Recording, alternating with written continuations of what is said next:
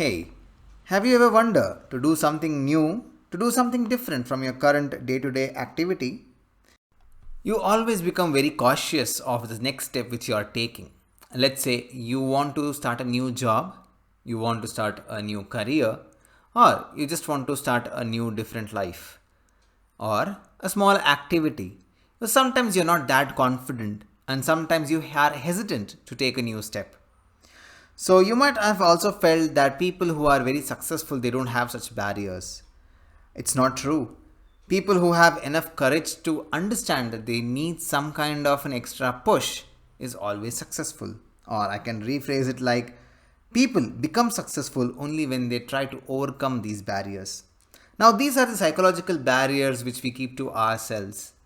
Some barriers can be broken easily, but some need resilience. So today we'll try to understand how can we overcome these barriers and taking some steps in our life that might change the topography of our life. So today let's talk about the psychological barriers of our minds. So the first one is what everybody thinks and what everybody considers as theirs, that is the comfort zone. So it is named the comfort zone because you have cozy and relaxed levels of your own understanding. It's a place where you get average results without any discomfort. It is one of the sneakiest psychological barriers which can actually be broken very easily. And you prefer to remain in this same comfort zone basically for two reasons. One is laziness. So, stepping out of your comfort zone brings in better rewards at the expense of higher efforts. But you have to go through the pain of an extra effort in order to get a better future returns. Reducing the current effort seems to be more comfortable choice than just trying to achieve it. Then we have what we know as emotional threshold. Well, everyone in their life have a point until which they can tolerate a discomfort. It might be in the relationships, it might be in workplace, it might be even your neighbors. So there is always a tolerance levels and at which you can work easily. Going above and beyond this threshold is what hinders people. So to step out of this comfort zone, you need to add changes which are incrementally taken care of. And you do not introduce some rapid and massive changes to your goals. And also, the hardest part of your comfort zone is actually getting started.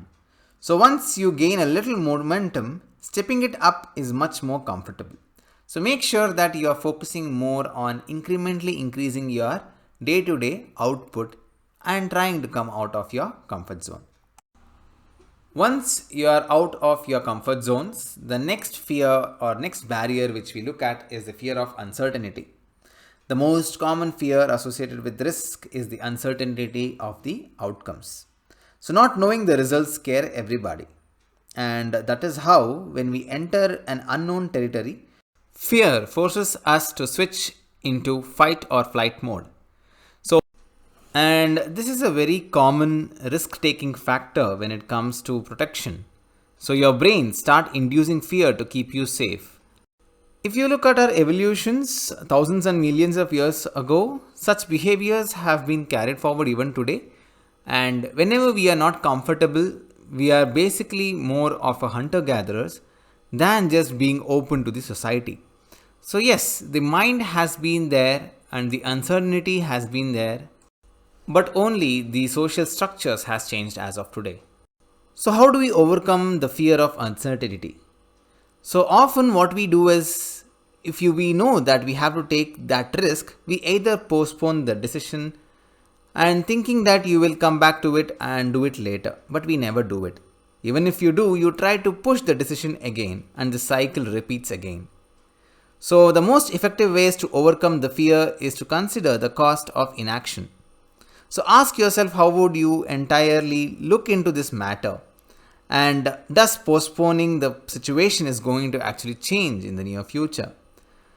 Stop telling to yourself that you will come back and rethink about it and try to get a deadline and a timeline to address that issue at this moment. Once you overcome the fear of uncertainty, then sticking to the norm is the third important uncomfortable barrier which we put at ourselves. So let me consider a few trends around us. Let's say you are about to switch to a job, and definitely you will think about how your bosses will perceive the career option, how the people around you, the co-workers will think about. And Indian context, if you want me to tell, not married till the age of 30, you feel that people around you question the right decisions we have been making. So these are the few things which doesn't stick to our day-to-day activity.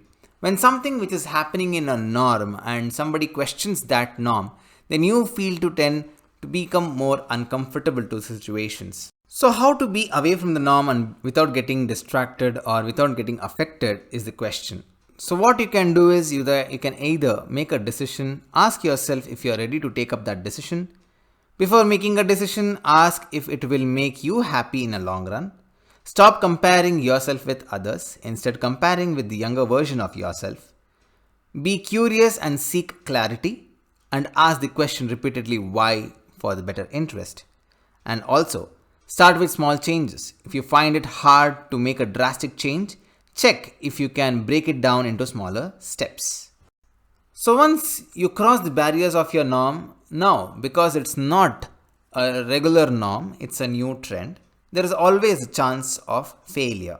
And this is a psychological barrier which probably everybody thinks and starts worrying even without starting anything towards it.